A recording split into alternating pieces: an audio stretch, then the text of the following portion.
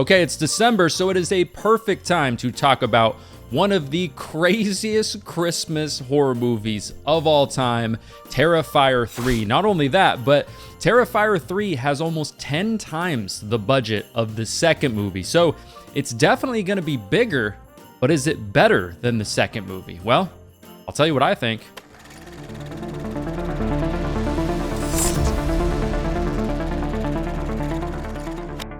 What is up, everybody? Welcome to Mad Blood. So after all of that craziness that was Terrifier 2 from a couple years ago, going from trying to gather together enough money to make the movie through Indiegogo and other ways, and then eventually raising like $250,000, and then going on to make something like $15 million through this whole viral marketing campaign, very kind of similar in a lot of ways to like the Blair Witch Project, how the internet can kind of just run with things. Obviously not quite on that level, but still Terrifier 2 very much a low budget movie in a lot of ways with a lot of issues. But 2 years later, we've got Terrifier 3, which in a lot of ways is a much more polished movie. Like I said earlier, almost 10 times the budget from the second movie, and also a movie that I genuinely think is better than the second movie in so many different ways, which we'll talk all about, of course. But before we get into that, just a heads up, this video will have some spoilers in it, so you have been warned. I also want to shout out my patrons. Thanks so much for your continued support. Patreon's a great place to not only support the channel, but get content that doesn't exist anywhere else. The link for that is in the description.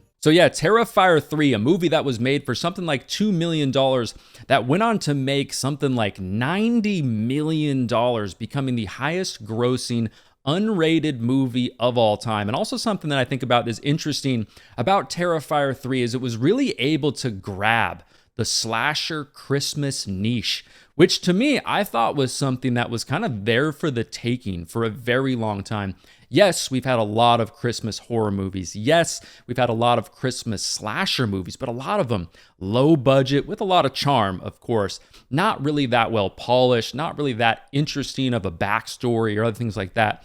So yeah, it was always something I thought was there for the taking. So just this idea from Damien Leone and the rest of the team to put Art the Clown in, not only snow, but Christmas time in general with the tropes and everything that goes along with that, I thought it was just a brilliant idea and clearly worked out very well. But let's just jump right into the movie. So to me, in the opening scene of Terrifier 3, there's been a lot of controversy about, okay, what's going to happen in this scene? How crazy is it going to be?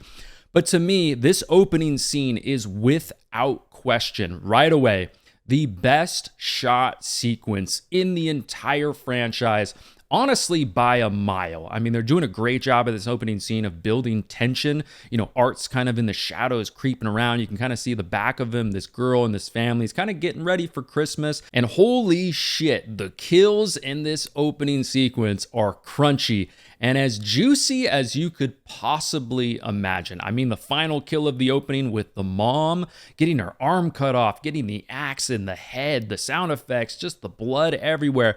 It is just crazy. And yes, of course, the practical effects, once again from Damien Leone and the rest of the team, are really damn good, which is to be expected. I mean, they were even great in the super low budget first Terrifier movie, and especially in the second Terrifier movie, which is an aspect, I love about the franchise, that they go practical, and they do a great job with that. And yes, the big question from all the teasers of this movie, the talk of the town going into this movie was essentially, what is going to happen with the kids? And yes, the movie does take it there technically, but I think the way that they approach the kids in this movie, I think it kind of tiptoes that line of almost being too much, but not crossing that line. And I think it was pulled off well. I mean, I'm a dad. I have a 4 and a 6-year-old. So, that's kind of a touchy subject for me a little bit just because, I have kids. It's like, damn, that's kind of a lot to take in if they push it way too far. And to me, in my opinion, like I said, they kind of get right to that line, but they don't necessarily take it too far. And, having kids in horror movies get killed, that's not something new. That's something we've seen for many, many, many years. So guys, don't freak out about it, because in the end, this is horror. This is supposed to push the boundaries. In a lot of ways, movies like this are supposed to make you feel uncomfortable, make you feel something.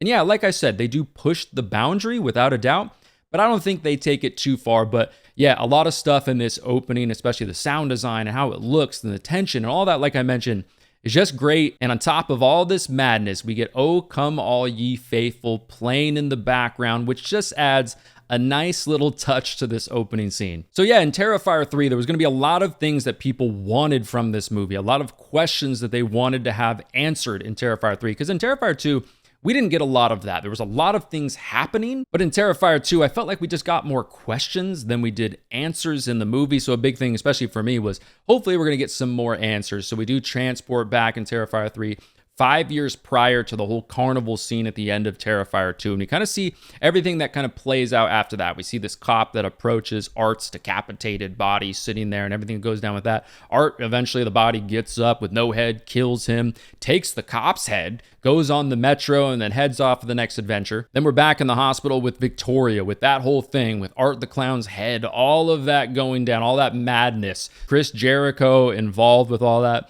And there is a moment there that felt a little bit corny to me, is when Chris Jericho's punching Victoria. I don't know, something about the sound effects, something about just the way that it looked felt a little bit weird for this movie that so far up to this point was feeling very polished. That was a little corny. Regardless, I mean, Chris Jericho just gets his face torn to shreds, which, is pretty damn fun. And already off the bat in Terrifier 3, to me, Art is feeling even more supernatural than he has ever before, which is kind of crazy to say because there has been some moments, in the other movies where he has felt very, very supernatural. But still, there are also some moments in this opening kind of early stages of the movie where, funny enough, it kind of feels a little bit like In a Violent Nature. If you guys have seen that movie's, kind of an interesting movie with a lot of slow moments and a lot of crazy moments. But regardless, in a weird way, that movie kind of shows you what a main slasher villain would be doing in between the kills. And in some ways, like, we transport in Terrifier 3 back to like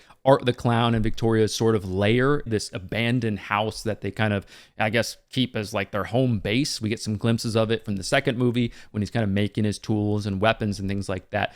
But in a way, it kind of feels like that. We see Art just kind of chilling in a chair, sitting back, relaxing. Clearly, between the craziness and the killing, Victoria, doing her thing in the tub, which is just gnarly and nasty. So, and then we transport to present day. And of course, we're going to meet Sienna, our main final girl from the second movie. Of course, we're going to continue her story. So she has been in a mental hospital, just dealing with everything that happened in the second movie. And we kind of kick off here. Her Uncle Greg is picking her up to take them back. She's going to stay with them for a little while, Uncle Greg, and then her aunt, her mom's sister, and then their niece stay at the house. But we're clearly now going to be following a lot of the trauma of Sienna from everything that happened in the second movie. Of course, it was crazy. I mean, a lot of stuff has happened. She's lost parents. She's had just all this stuff that she's witnessed, friends, all this kind of thing. And Sienna also is hallucinating. We kind of went into that a little bit in the second movie, which was fine to me. There are some moments here, though, in this movie with her hallucinations and stuff that feel very similar to Friday the 13th Part 5, if you've seen that movie, with some of those hallucinations and the pills and stuff. And I know that's a trope just in movies in general, not just in Friday the 13th Part 5, but there's a lot of that feels very referential to that in some ways. But regardless, it's not a storyline that I hate. It's also just not really a storyline that I necessarily love, but I'll talk more about that in a minute as we kind of go through the story and the rest of the movie in a lot of ways. But yeah, early on though, this movie definitely feeling 10 times the budget. I already talked about that with the introduction to the movie, but as we start to get to know some of the new people that are going to be added to the movie, the casting clearly is great. Whoever was in charge of the casting, I'm sure Damien Leone was somewhat in charge of that, but they had a bigger casting team, just a bigger team in general. The sound engineers is great. The sound design in Terrifier 3, I am happy to say, is way better than Terrifier 2. Damien Leone, clearly, no, it's not really his fault. He had to wear a lot of hats. I mean, a movie that was made for $250,000,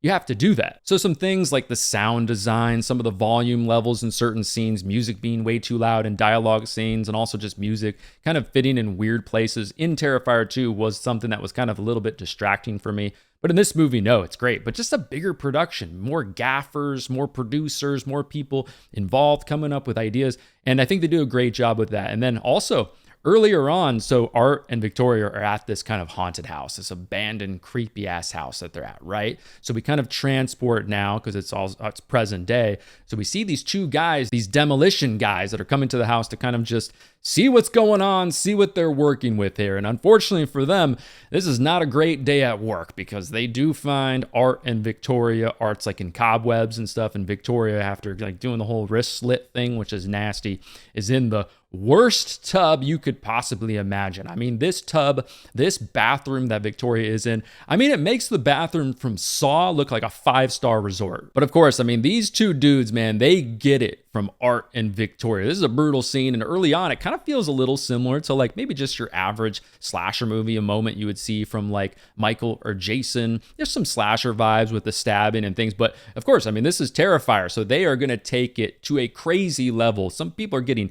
nails hammered into them. Victoria's using broken glass to do all kinds of stuff. But then the guy who is especially terrified going into this house gives us one of the more hilarious moments to me, oddly, in this entire franchise. Like, Art is just carving this dude up and basically like peels his entire face down. Like, he's just undressing the skin on his face.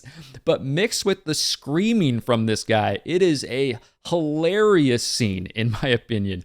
Yes, am I a sick bastard? Yes, of course. We've already established that on this channel as well. But while all of that is going down, you're looking over at Victoria as well, and she's got a broken piece of glass, and she's, you know, carving herself up, you know, down there, and it's splattering all over the place. And this is that moment when you're watching this movie, you're looking over to your fringe horror fan that you happen to bring to Terrifier 3, and you're like, oh, I might not be getting a Christmas card from this person this year. So yeah, we see kind of what Sienna's up to. She's been in a hospital now. She's staying with her aunt, niece, and uncle, and kind of just hanging out, just trying to like get over things and figure out what she wants to do next. Jonathan, though, he's actually in college, and he's been kind of like trying to disconnect himself a little bit, at least definitely mentally, from what happened, trying to move on. But there was a phase earlier kind of between that time frame where he was really interested in trying to solve this whole thing. He'd been writing these letters to Sienna with some of his ideas, some of his theories about, you know, how Art and Victoria might just be people who had recently passed away, and now these demons have taken over their bodies, and they're basically being controlled by like demons and hell and all that stuff, just all these theories which play on later on in the movie, which we'll talk about. And one thing I definitely like in the genre is when a movie comes out and they kind of embed current cultural events into that movie, it kind of makes it feel like a little bit of a time capsule in a way. So in this movie, Jonathan's roommate's girlfriend is like this true crime podcaster who's kind of obsessed with the Miles County massacres. Art the Clown, you know, Sienna and Jonathan, their whole family, just everything that would happen with that, which, you know, of course, like this isn't, you know, something that's super new and fresh. I mean, we saw this in Halloween 2018. We've seen this in other movies, especially as podcasting has kind of gotten more and more popular. But even in some of those movies, I don't have a big problem with this because nowadays it makes even more sense with how podcasting has just became more and more and more saturated as the years have gone on. So I don't really have that much of a problem with it. Yeah, is it an interesting or unique storyline? No, I mean, it's something a high school like screenwriter could write up themselves, but still it's something that makes sense for this era. And I think it does play well kind of how it plays out with the rest of the story. But it is kind of funny. It's like, hey, do you want to share that time where your mom got murdered? You almost got murdered and brutally slaughtered. Same with your brother, and all this other terrible stuff happened to people around you and all that. Do you want to talk about that? Oh, wait, hold that thought because we need to jump to our commercial break for our sponsor today, McDonald's. Ba-da-ba-ba-ba, I'm loving it. But the one thing we do get from the podcasting thing is we get a little bit more of what happened after the second movie. So it turns out there was a trial that happened, and Jonathan did testify in Sienna's behalf, and that's one of the main reasons that she got off. But still, there's a lot of people we can clearly see, because in the podcast they talk about this. There's people that are clearly skeptical about Sienna's backstory. They think that she was involved. She was possibly the person doing the murders because, you know, that whole like alibi or story about, you know, this magical clown that kills people. You know, there's probably some plot holes in that defense story, you know, you'd probably say. And yeah, that whole angle of the story does feel a lot like what we saw with Melissa Barrera's character in Scream 6, how a lot of people have started to kind of blame her from the murders in Scream 5. You know, that feels very similar to what they're going with here. Don't hate it, but again, don't necessarily love it, but it's okay. I mean, and again, we're getting some more answers to what happened in Terrifier 2, which is great. I don't want just more questions. I do want some more answers, kind of how the story played out. So that's good. Speaking of Sienna, though, she has clearly been working on her craft in between these two movies, because in the second Terrifier movie, some of the acting, especially across the board, I mean, it's a $250,000 movie, but a lot of the acting in that movie wasn't great, even from Sienna, which of course is subjective, but to me, she was definitely somebody in Terrifier 2, very charismatic, somebody that I wanted to root for. I don't know, she just kind of drew me in, and as it was a character that I definitely wanted to follow in the story. So it's great that not only her, she's better just acting wise in this movie, but Jonathan also does a better job in this movie as well. And of course, one of the biggest questions from Terrifier 2 was, what is the story with Sienna and Jonathan's dad? Who is he? What does he look like? What's the connection with the sword and Art the Clown and all that? And now, although we don't get answers to all of that stuff yet, we do get to meet him, who's played by Jason Patric, obviously a legend in the genre. Somebody I'm a big fan of ever since The Lost Boys. Love Jason Patric. So really cool to see him playing the dad in this. But I did kind of laugh because like his kind of story and what he's up to, this guy who I guess is like an artist that draws comic books in the movie, felt very similar to the movie that came out recently called Sting. That spider movie that probably only like 2% of you watching this video right now even saw. Not a very successful movie, not a great movie, not a terrible movie, but regardless, felt very similar to that in some weird ways. Who knows if they pulled that from this or got inspiration from that? I have no idea, but still, it was cool seeing Jason Patric in this movie, and I think he does a good job, and I'm looking forward to figuring out or finding out some more about the story with him. This movie, though, was made for $2 million, so not everything in this movie is going to be perfect. I mentioned the acting just a second ago. The acting in this movie across the board is good. It's solid, but there are some weak links in the story. The blonde podcaster girl, especially, I don't think she's all that great. In this movie, she's kind of, sort of supposed to be like a mean girl in a way, a little bit like insensitive to Sienna and her family, just wants to get the story, is like a little bit, slimy. Not necessarily just like blatantly a villain in the movie, but in my opinion, when it comes to like horror, especially, I mean, this movie made $90 million. So I don't think criticizing a character like this, who's one of the more main characters in this particular movie, especially a movie, Terrifier 3, that's basically like the talk of the town, like people are loving this movie. But to me, definitely when I think about kind of like mean girls in horror, and like I said, she only kind of plays that role. But when you think about the other like iconic ones or more well-known ones in the genre, her character just doesn't compare at all. Like I said, the acting from her, not great. Even when you compare it to somebody like maybe Judy from Sleepaway Camp, A Real Carpenter's Dream, she doesn't compare to her at all. Or even Melissa from Friday the 13th Part 7. Doesn't compare, but an okay character. Maybe this is a bit of a nitpick, but still, I just could have gotten a little bit more from her character. But while we're on the topic of Mia, the blonde podcaster girl, she is involved in one of my favorite moments in the entire movie. So she's hooking up with her boyfriend in the shower. Art's over there like pissing in the bathroom, kind of just being hilarious, doing his thing, and then brings out a chainsaw and absolutely just goes to town on these two guys, breaking through the glass. He's carving her up, her face, her chest, everywhere. But the boyfriend, man, this guy gets it. He's Jonathan's roommate, and Art takes that chainsaw and revs this thing right up this dude's ass crack, through his balls, all of it, and just cuts this guy to pieces. And of course, in Art the Clown fashion, it's brutal, it's crazy, it's in your face. And then all the blood on the ground, he just goes ahead and makes a little blood angel in Art the Clown typical fashion. Now, there's been a lot of talk about like, oh, what would it be like if Damien Leone did a Friday the 13th movie? How crazy would that be? And that's something I would love to see. I would love to see like his stylistic approach, of course, with the kills and everything like that, put into a Terrifier or into a Friday the 13th movie. I think that would be great. I would love to see that. But man, seeing this scene with the chainsaw and everything like that, I cannot help but think about Damien Leone working on a Texas Chainsaw Massacre movie. How crazy would that be? I'd love to see it. Let me know down in the comments if you would too. And now, speaking of kills, we also cut to a scene where we see Art the Clown testing out some liquid nitrogen. And I'm thinking to myself, oh shit, Damien, you naughty little fucker. Have you been studying the kills in not only Jason X, but also Alien Resurrection as well? Regardless, I am ready for this. And this kill is a great little twist on the liquid nitrogen kills that we've seen in the genre in the past. He's at the bar, he's seeing the mall Santa. We have that whole scene with them. He's just messing with them. He's pissing on them. He's pissing them off. Then eventually just starts killing them. And then he takes the mall Santa, puts this dude in a chair, and he's like, all right, liquid nitrogen time. This is going to be fun.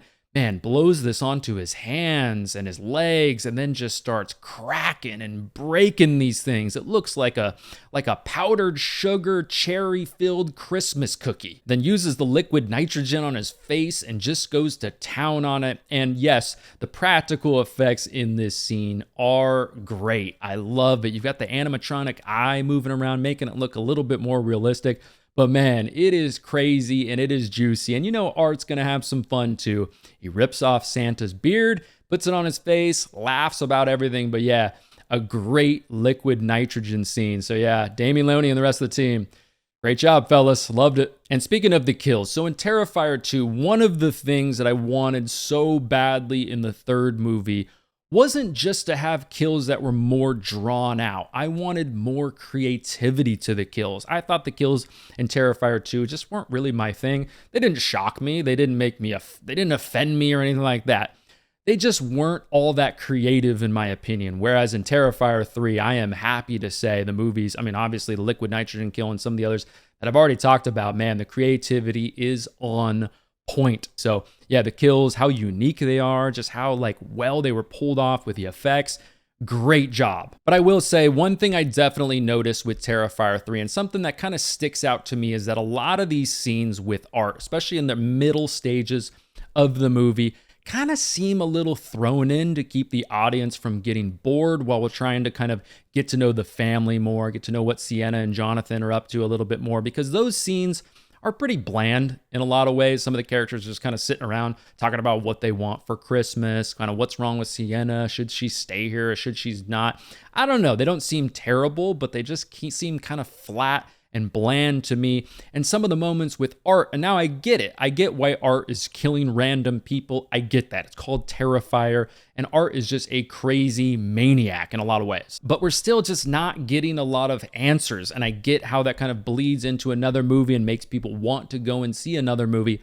But still, it's kind of like, okay, so why Sienna? Out of the other 8 billion people on this planet, like Jonathan says in his letter, why was she chosen to do all this? Why is she special? And yes, they'll get into that more, I'm sure, in the fourth movie, but still, there's moments like the whole mall Santa scene. Not a bad moment, great Christmas vibes, brutal, they take it there with the kids, but definitely for me, feels like a scene that really has no purpose. And I get, after Sienna sees what happens on the news, after the whole explosion and all of that, it kind of sets her off a little bit, and then, kind of pushes the uncle to go and pick up Jonathan. I get that whole thing, but still, that whole scene, regardless of that, feels like it doesn't really need to exist, even though it is a little bit fun, but it seems like it only exists to keep the audience from falling asleep during the slow moments where they're kind of just hanging out with the family. But with all that said, yes, the Clown Cafe music is gonna be stuck in my head now for a couple more weeks because yes, we do get it in the whole mall scene, so damn it, I am going to be singing that constantly. And yeah, very similar to maybe like a movie like Rob Zombie's Halloween 2, where they kind of go into the whole trauma aspect of how a person would react, what would their life be like after going through these crazy events that happen in just the horror genre in general. And I think the way that they pull it off with Sienna's character, I think it's pretty effective. I mean, she's kind of hyperventilating a little bit, too much for me. I mean, we've seen a lot of final girls in the genre with some crazy trauma. Laurie Strode, Sidney Prescott, all of them. And to me, I feel like in this movie, Sienna comes off a little less tough than those characters. I don't mean to make this sound like mean or insensitive to people's trauma or anything like that, but just in my opinion, when you compare Sienna to some of the more iconic final girls in the genre, I like how they kind of handle the trauma a little bit better, a little bit tougher. They try to figure things out and become two more, more steps ahead of what's going on. And I get it. It's different. This is Art the Clown. There's more supernatural stuff happening in this movie than in maybe like a Halloween or a Scream, especially. But still, like that moment on the news when Sienna sees the explosion and everything that happened and how Art might be back, she kind of hyperventilates and freaks out a little bit much for me. And yeah, this is probably a bit of a nitpick, but still something I wanted to mention. So also at one point in the movie, Sienna and Jonathan are talking, and Sienna mentions that she's probably going to have to go back to the Terrifier and get, the sword from the movie. And we don't actually see that moment, which through my second watch through of the movie, I don't really have a problem with that. I actually think that it's pulled off pretty well. We see her just come back with this gift, and then we see her hands like covered in soot. I think that's actually pulled off pretty well. But what isn't pulled off all that great is kind of the last 20, 30 minutes of the movie. Yeah, there's some stuff that's great. There's some stuff that's brutal, some gnarly kills and stuff like that. But there's also some moments that it feels very clunky and generic. It doesn't really make a lot of sense here and there. And I kind of just wanted a little bit more. So towards the end of the movie, the uncle goes to pick up Jonathan, calls Jonathan on the phone because he's not outside. But Jonathan's clearly sounding a little weird on the phone, very similar to how he sounded in the second movie. So obviously something's up with that. And then Sienna is basically asleep because the aunt stuffed her with sleeping pills. She's having these crazy dreams about her dad and all this other stuff, and then wakes up from the nightmare and hears some voices downstairs. It's her aunt and uncle talking about her clearly. But then she goes down there and it is not them. Uncle Greg is there, but he is pinned up against the wall, mutilated. And it's Victoria and Art who are down there. And then eventually Sienna gets knocked out. She's put in a chair, and then her aunt is still alive across from her in a chair as well. Now, there's a lot of things here that are kind of sudden. It feels very almost shocking to the system. All of a sudden, they open up this rat cage with these rats, and there's a skeleton skull in there, and they're like, oh yeah, that's Gabby, by the way. And you're like, wait, what? Gabby, really? One of the main characters in the movie that just happened to her? I mean, first Greg's all of a sudden dead. He's just pinned up against the wall. Nothing leads into that. We don't get any hints that might have happened. And then all of a sudden now it's okay, wait, Gabby's dead? An even bigger character than Greg? So I'm like, whoa, okay, what is happening here? And then we get this brutal kill of Aunt Jess where they put this pipe down her mouth, and then they force these rats to basically eat their way out of her, down her with a blowtorch. A crazy death. We've seen kills like this in the past. I can't think of this specific movie, but I can definitely think of some movies where they kind of use heat and then they put rats on people to try to make them dig their way out of these situations. But still a brutal, gory kill, and pulled off pretty damn well. And here is where Art is really taking a backseat in the story. Arguably for the first time in this entire franchise, Victoria is definitely taking the lead here. So that's hinting on kind of the underlying story to everything going on a little bit. Maybe who's the puppet master behind everything. Then we also get some more indications of how there's definitely a heaven and hell thing going on here in a lot of ways. How Victoria puts this crown of thorns on top of Sienna's head. And then also they reveal that, no, that's not Gabby's skeleton. And they take the head, the skull, put it over on the mantle, and they put Jonathan's glasses on it, which clearly to me right away, I'm like, okay, there's no way they took out Jonathan like that. There's no way. Maybe they did kill him. That's okay, but we'll definitely be seeing Jonathan in the fourth movie. If he is dead, that's a little bit weird. That's even a bigger, wait, what happened than Gabby and Greg, without a doubt. So yeah, if we never see Jonathan ever again in this franchise, I will have a huge problem with that, and I'll think that's a completely stupid idea, especially for a franchise that's not really lean on its runtime. It's not oh, had to cut that scene just because of the runtime. We haven't seen that in the past. These are very long slasher movies, especially Terrifier 2. But I am very confident we'll see Jonathan in the fourth movie, without a doubt, either dead or alive. Who knows? And now we're starting to veer way more into the demonic stuff. Victoria's taking Sienna by the throat, telling her to let her in, and then when it doesn't work, you can clearly see that, it's kind of working a little bit, and then it doesn't work. And then we get that little hint from Victoria, or that line from her, where she says, okay, you're a strong one, aren't you? I can see why they chose you. And you're just thinking, I'm thinking, damn it, who chose her? I want to know more about that story. But of course, it's Christmas time. We got to bring in a little bit more Christmas spirit at the end of this movie. So they bring in Gabby, show that she's not really dead. And then they talk about, just opening the next present, Gabby says. Because Gabby, sneaky little bastard, went and peeked in on the present that Sienna got for her, which, of course, guys, not a surprise. I mean, if you're familiar with the franchise at all, especially if you're familiar with Terrifier 2, I don't even think it's supposed to be shocking that the sword is inside of the present. I don't even think that was an angle that they were going for because it's so obvious. So yeah, Gabby knows what's in the present, so she gives us this whole thing like, oh, wait, don't kill Sienna yet. Like, she hasn't even opened up her present yet because she knows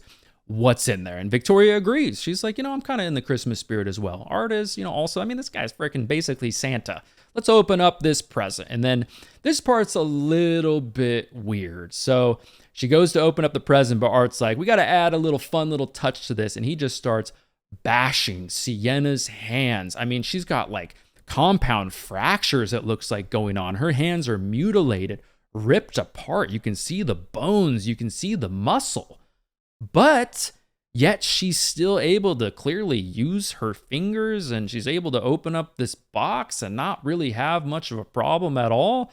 That part's very weird to me, and I get there's a healing aspect that happens on later on the story, but I don't think that has really happened yet. So then Sienna grabs the sword, slits Art's throat, and then even though her hands are completely mutilated and torn to shreds, which they even zoom in on here and there, she perfectly throws the sword over to Victoria like this ninja that she is. It goes right into Victoria, and then she basically finishes off Victoria, chops off Victoria's head, and then her blood is kind of like seeping into the floor. It looks like it's acid or something like that. And yeah, this whole scene, how it all goes down with Victoria and Sienna, is not terrible, but yeah, I would probably say it's a little bit corny for me. But then Art, he's not dead, so Sienna and Art have like a little sword fight kind of thing with the sword and Art's chainsaw. That all goes down. It's not a bad scene. But right as Sienna kind of gets the upper hand on Art, pins him to the wall with the sword, unfortunately, Gabby kind of falls through this portal from Victoria's blood that has kind of opened up the gates to hell. Sienna then just gives up on Art, goes over there, tries to save Gabby, but is not able to. So clearly Sienna is going to be exploring kind of the depths of hell, this other dimension in the fourth movie, because obviously Gabby, not only Gabby, but probably Jonathan as well, is going to be involved in just this next dimension, right? And then after all of that, Gabby fell into the depths of hell. Sienna's exhausted. She cannot believe what just happened. She wasn't able to save Gabby. And then eventually she turns around and remembers, oh yeah, Art the Clown is behind me. But Art actually escaped out the window and apparently, I guess, didn't attack her. I mean, I get a lot of things have changed now that Victoria has, I guess, been defeated in some sort of a way, but still a little bit weird that maybe he didn't get off of there and then try to attack her some more. Who knows? And then we hear Sienna vow to find Gabby. And then we cut to Art waiting for a bus out in the snow. It's Christmas time. He gets on the bus. There's a woman reading this book called The Ninth Circle. So in 2008, the creator of the Terrifier franchise, Damien Leone, wrote and directed a short film titled The Ninth Circle, which essentially is telling us that Art is this agent of Satan. He's a literal demon. So to kind of wrap things up, in my opinion, with Terrifier 3, if you're already a fan of the Terrifier franchise in general, I think you are going to be real fucking happy about this movie. And me, I wasn't the biggest Terrifier franchise fan, but I do think Terrifier 3, for me, is by far the best movie in the franchise. But there's going to be some people, in my opinion, that are probably going to still like the first movie more, or even the second movie more. The first movie has more of a low budget, like scary, like just gritty feel to it. So I can understand if people like the first movie the best in the franchise, but that's not me. I clearly think the third movie is bigger and better in pretty much every way. Because yeah, in the end, what's great about Terrifier 3 is that yes, it has some things that feel like a bigger budget Hollywood production, but in the end, it's still an unrated Damien Leone movie that doesn't give any shits and is just way more brutal than the typical Hollywood movies you'll see. So yeah, all in all, Terrifier 3 has great Christmas vibes, which I was really looking forward to. The best kills by far in the entire franchise, in my opinion, and I think is a pretty damn good time overall. And I think Terrifier 3 will be pretty high on my final ranking for the year as far as horror movies go, because there's a lot to like here. Is this movie, perfect? No, there's a lot of flaws. I mentioned a lot of those, but even on my second watch through, I did like the movie a little bit less. The hype kind of died down a little bit for me, but still had a really good time with it. And they kind of answered a lot of questions that I wanted answered. Some questions that we didn't get yet, but and then also, like I said with the kills were much more creative and better in a lot of ways. But anyways, everybody, thanks for watching my review of Terrifier 3, especially during the holiday season like this. I mean, what a perfect time to talk about Art the Clown during Christmas time. If you want some more Terrifier content from me, go ahead and check out one of these videos next to me. I've got a review of Terrifier 2. I also have a franchise ranking of the Terrifier franchise right here next to me if you want to check that out. Also, if you don't want to miss future videos, the best way to do that is to subscribe. That way you'll be notified next time I post a video. But again, thanks for watching, everybody. My name is Matt, and I will talk to you in the next one. All right, everyone, you survived the Terrifier 3 video. I'm impressed. You're clearly a sicko like me. And if you want some more nasty horror content and or want to support the channel and keep the lights on around here, head over to Patreon. The link is in the description. Thanks again to all of my Patreon supporters.